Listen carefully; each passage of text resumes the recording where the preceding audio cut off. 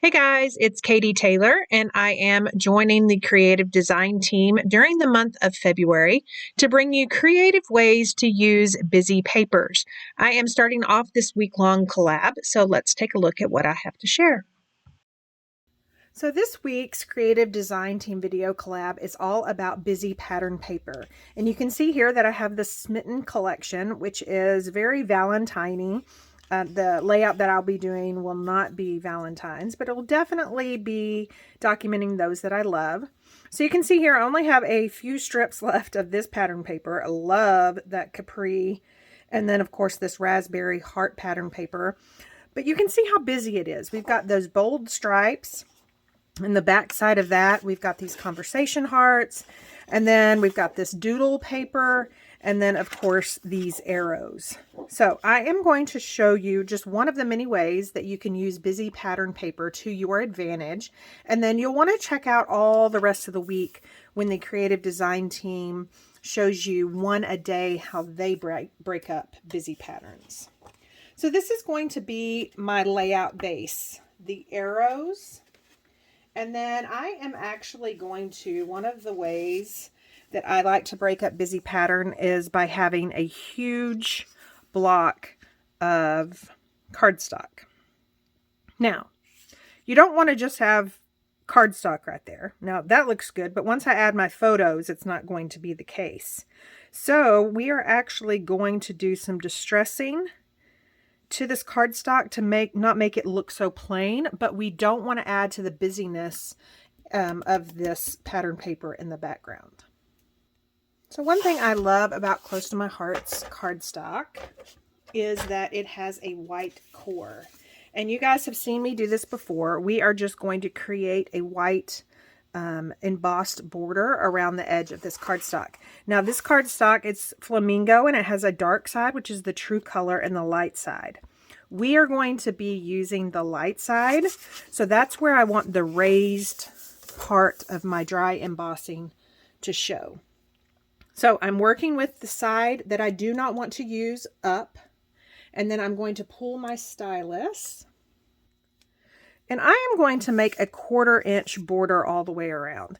Now, you'll need your stylus. This is my Close to My Heart stylus. I think, maybe not. I think this board, actually, this is the Martha Stewart board, and it comes with one as well.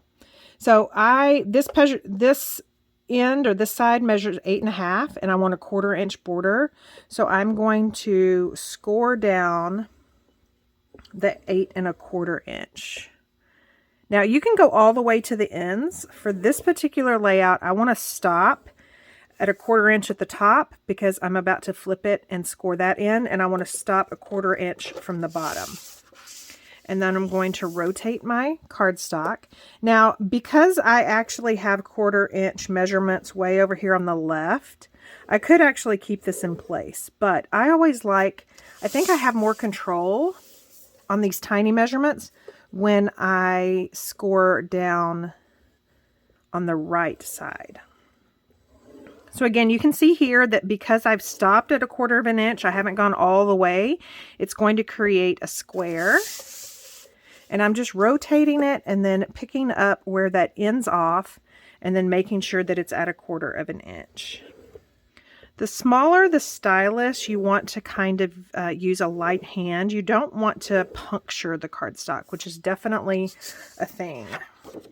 So you can see there, but we're not going to stop. You could definitely stop here, but we're not going to. Because of Close to My Heart's white core, we're actually going to sand that, and the white core is going to show through. Okay, so let's talk sandpaper blocks. This is just a sandpaper block that you would pick up from your local home improvement store. These are actually really old, but they are meant for paper crafting. And then this is just a fingernail file. So you definitely could use anything you want.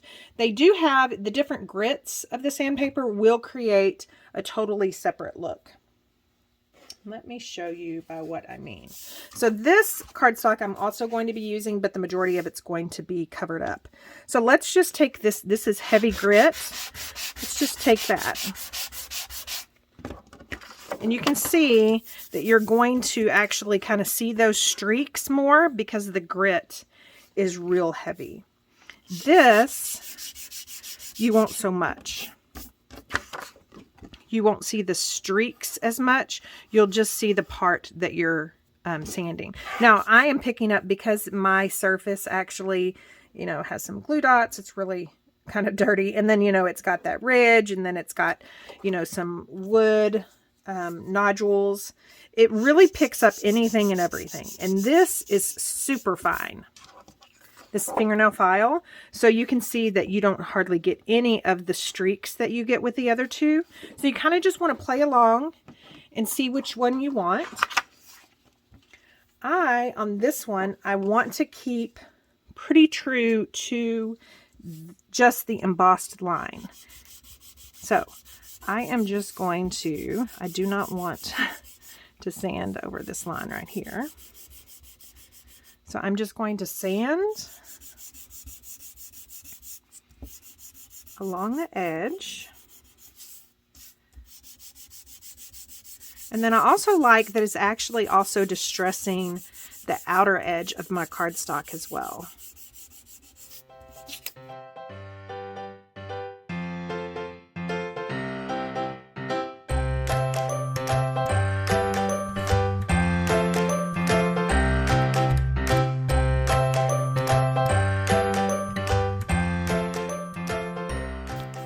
Okay, so we are done with that.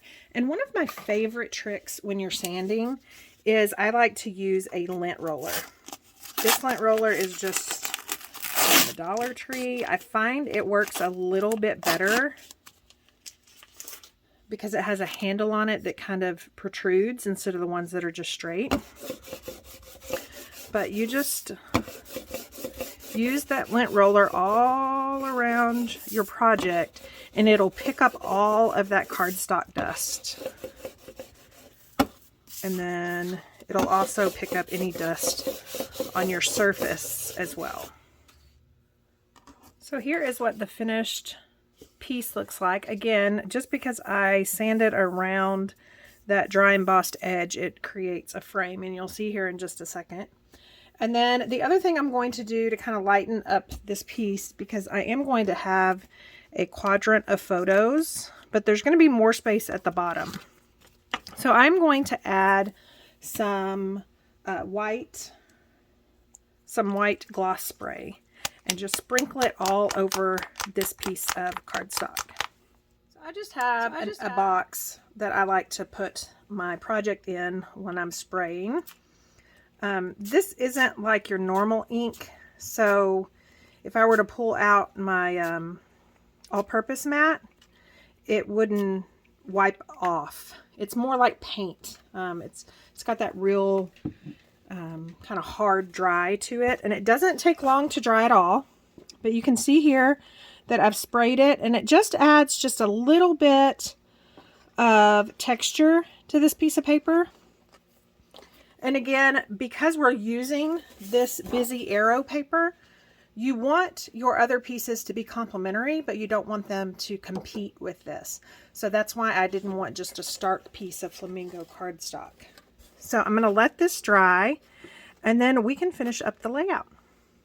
Okay, that is dry. And so now we are going to adhere it to this piece. Now, the other thing you want to do when you're using busy papers is you want to separate, or I think it's more appealing if you separate any color or any other pattern paper with just white or a neutral cardstock color. So I'm actually going to double mat this, and this will be what my photos are on the busy pattern paper.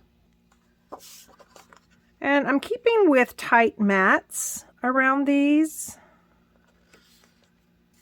I will leave the paper dimensions, if I remember. If I ever say that and it's not down there, y'all just call me out on it.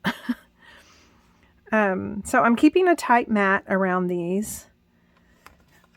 Again, I just like the pop of blue. You'll see here in just a second the photos that I'm using. They have a lot of blue tones to them. So I'm going to bring out this pattern paper. Now there's definitely a direction that these arrows are flowing. So I want them to flow up and to the right. And then this is going to be off kilter just a little bit. Before we glue that down, I am going to adhere some additional pattern paper over on the sides. And I'm bringing out my Versamat just to make sure that those are good and centered. So these measure 4 inches. And again, I have added that white daisy, that neutral, to separate the busy pattern from the busy pattern. And I'm using a wider strip over here on the right because my focal piece is going to be offset to the left. So now we can bring this one in. I am putting, see how I had just more splatter down here? I'm going to put that at the bottom because if you recall, that's going to show just a little bit more than the top will. And it looks like we have 1 inch at the top and the bottom and 1 inch on that left side. And then we have a bigger gutter piece over here to the left. So now I can take this away. So I have decided to scrapbook a photo of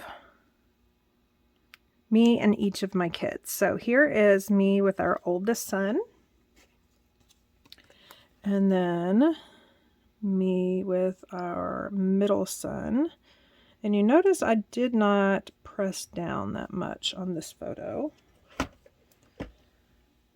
because I wasn't sure about the placement. So I will just pop that up right quick and then get that adhered down. Again, I'm not really going to press down on these just to make sure. And you can see here that up until this photo, my photos really had that blue tone to them. But it's okay because I think his shirt, even though it's red, it kind of looks like the raspberry color. Let's see how that looks. Okay, I'm happy with that, so I'm going to press down on those. I always like to turn it over. Okay, so I did decide to go ahead and add that orange one, and you can see that I didn't use the full width of it. And I tried to keep the same border around here that I had around the photos. So there's this little file tab. I think I'm going to include right up here. And then I added some 3D foam tape to the llama by removing the stickiness with my anti-static pouch. And the trick to this llama is that his hooves need to be straight, but the sign can be crooked. And I'm actually going to move him up some. Right there, just so that sign doesn't impede on my daughter's face. And then I've got a whole bunch of these little hearts that I'm going to use over here to the right and the left of this llama, in the top and the bottom. And I think I like that. And then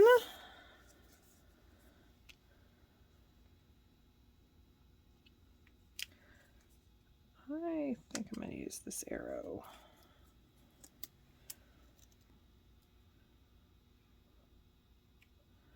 I'd rather it be a little past the llama. And then let's see what other hearts are over here that I can add.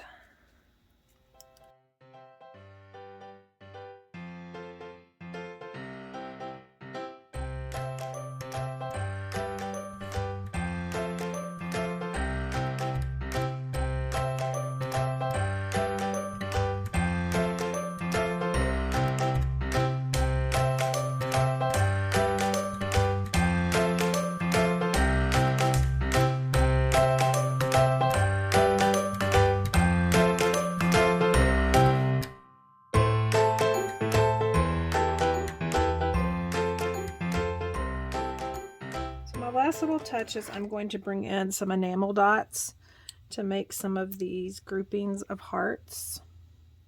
I am happy with it. So again, remember to use busy patterns. You want to break it up by huge pieces of cardstock that complements it, but you don't want just stark cardstock. You want to add some sort of finish to it, like I did here when I sanded it and I added the white gloss spray. And then you also want to separate the busy patterns by a solid neutral color of cardstock. So let me show you some other layouts that I did as part of our workshop for these same Smitten, and you'll see how I was able to use those two on these workshops as well. And then I also have some Sawyer layouts to show you. Okay, so here is the left side of a 2-page layout. You can see here where I just used the Capri piece of cardstock here, but I definitely added that white gloss spray. And then again, like I was talking about, I separated the busy patterns from the cardstock with the white daisy all the way around. And here is the right side of that layout. And then here is the left side of another layout. Now on this one, I actually used a cardstock base, a color cardstock base. And then my separation of the cardstock was just a light color of the lemonade that's in this. And again, you get the same look. And then here is the right side of that one. So you've got busy, busy, busy, busy, but somehow by just adding that cardstock and then the cardstock all the way around the edge, it just kind of anchors the busy patterns and lets them work together instead of against each other. So let me pull out my Sawyer and show you how sanding came into play. So these are the Sawyer layouts, and you can see here where I just used the sanding around these two pieces of cardstock. And here is the right side. And then on this one, I separated these two busy patterns by white, and that's just the white daisy base that shows through.